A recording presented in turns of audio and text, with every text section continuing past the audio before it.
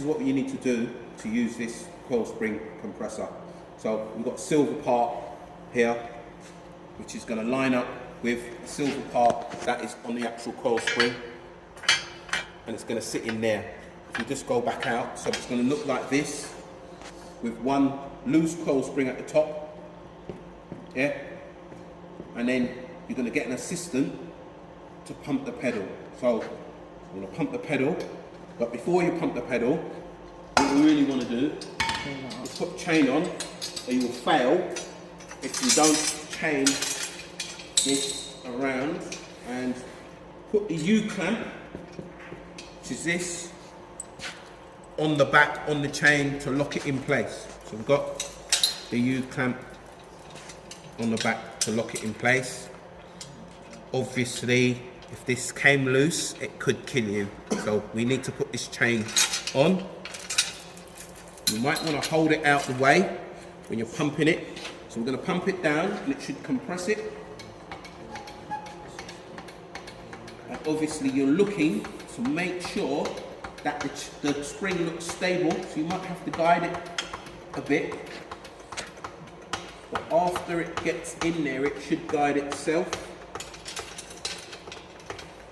And we're going to compress this until we can get the gap in between the two clamps as small as possible. If you don't get the gap as small as possible, you're going to have a problem. You're going to have a problem with putting the strut through and getting the top mount on.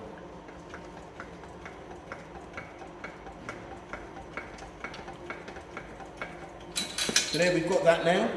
So the next thing we're going to do is we're going to get the top mount. If you put the top mount on the incorrect way, it will not fit on here. Okay? So if you put it upside down, it will not fit on there. The other thing that we make sure we need to do is when we get the strut through, that there's enough to screw. It's enough to screw the actual nut on the end. So if you look on the end, it should be like that. That's perfect. So this is an original spring. Hold on a minute. There's a mistake at the bottom. At the bottom, this is not in. So that has to line up with that slot. Is it lined up with the slot? No. It has to line up with that slot. Yeah, if it doesn't line up with the slot, then we're going to have a problem. So we've got it back in the position again. We've put the screw on, or the nut on. So that's held in place. The next thing we're going to do is, we've got a special spanner. Remember, if you haven't got this spanner, you're going to have a problem with tightening this up. You're going to tighten it up and grab the thread. Torque wrench.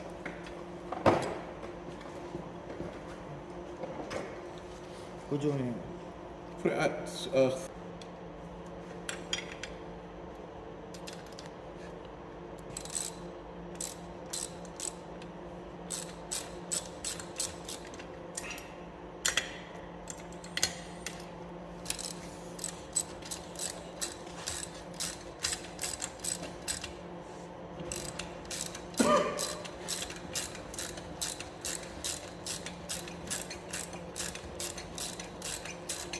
if you go it the wrong way, it's going to come flying out of where it needs to be.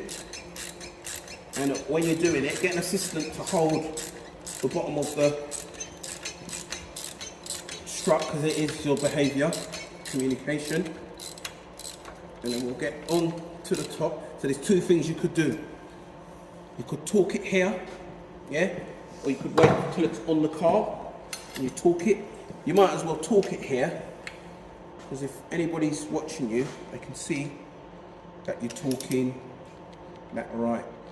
So it's coming off.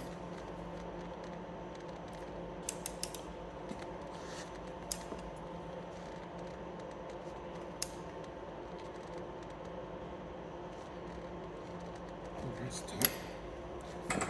Is it 30? 30 new meters? Yeah. I've done 28 and 2 more. I don't want to go more than that because I don't want you to be able to struggle to get this off. So I'm going to drop that torque down. I'll drop that down. See if it clicks here.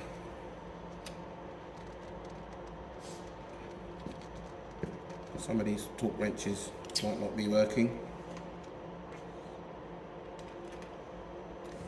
There's something wrong there because that's 7 Newton meters, it's not even clicking.